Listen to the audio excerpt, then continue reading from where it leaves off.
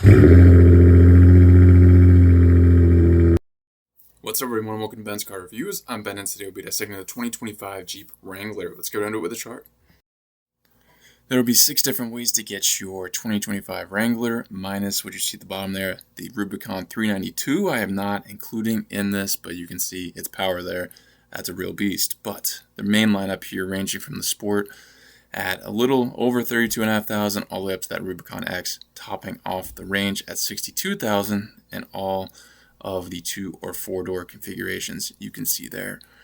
The standard engine is going to be a 3.6 liter V6, giving you 285 horsepower, 260 pound-feet of torque. That will be standard on all except the Sahara, which is going to have a 2 liter turbo inline 4, and that gives you a little less power as far as horsepower, but torque does go up. A 6-speed manual or an 8-speed auto can be had on nearly all of these. The Sahara is just going to be an 8-speed auto. 4-wheel drive, of course, across the board. And looking at MPGs, they're not too stellar. The Sahara is going to be the best at 20 city, 22 highway. Real quick, guys, here Ben's Car Reviews. There's no fluff. We keep it under 10 minutes. If that's something that's intriguing to you and like this content as you watch, please like and subscribe, and I'll keep growing the channel. Let's keep going. If you've never heard of the Jeep Wrangler, then I can confidently say you probably live under a rock. And not a rock that a Wrangler can climb over, a huge rock. The forever unchanged design is back again and ready to take your money. Let's see what you're getting in 2025. Light fixture designs are no surprise here. They will be powered by standard halogen bulbs on the base Sport and Sport S. All trims above will have LED premium reflector headlamps. The top 3 trims will have LED tail lamps. Fog lights are standard on all, but only the top 3 trims will have them with LEDs. All but the Sport will have automatic headlamps. And that is definitely disappointing because it's 2025. The Rubicon trims have hoods with air vents standard. I wish that was more widespread, or at least also on the Willys. At least you'll have the opportunity for some hood decals depending on which trim you choose. The Sport trims and Rubicon trims will have body-colored and accent-colored grills. Willys has a black grill. Sahara gets a body-colored grill with platinum silver rings. It's nice there are a couple differences there, and as well, the Rubicon trims have the option for a performance satin black grille by Mopar. Black front and rear bumpers will be standard on the Sport trims. Willys has a mold in color bumper with gloss black and a rear black bumper. Rubicon and Sahara will have a mold in color bumper with accent color and a black rear bumper. The Rubicon X rounds it out with steel front and rear bumpers. The Rubicon X will get a standard integrated off-road camera. There will be standard molded in-color fender flares. Willys and Rubicon get mold in-color Rubicon Highline flares. The Sahara gets body-colored fender flares, and the Rubicon X has body-colored Rubicon Highline flares. Aside from the Sahara, which has a couple less options, all paint colors will be available on all the trims, which is great to see. That doesn't always happen across the industry. The base trim Sport will have manual adjustable side mirrors. All the rest will have power adjustable as well as heated, which is a nice touch. Rolling these down the road will be 17-inch black steel styled wheels on the Sport. Sport S has 17-inch gray wheels. Willys has 17-inch painted black wheels. Rubicon has 17-inch machined and painted black wheels. The Sahara gets you 18-inch machined and painted gray wheels. The Rubicon X rounds it out with 17-inch machined painted black wheels.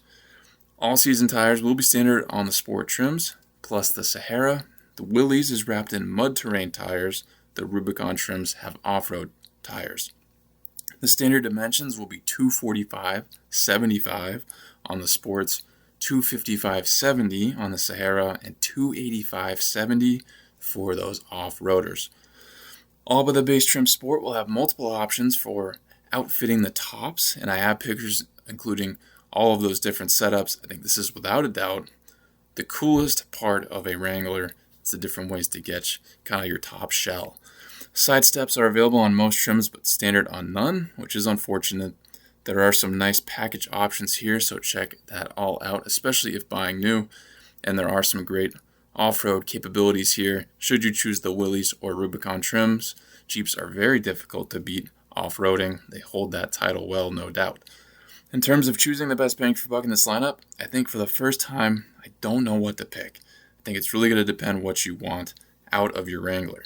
I think I'm choosing the Sport unless I really need an off-road setup, but let's get an interior and see if you're getting some features. A classic Wrangler interior design here, and again, very familiar. I think it offers a unique look that correlates well with the overall feel of this vehicle.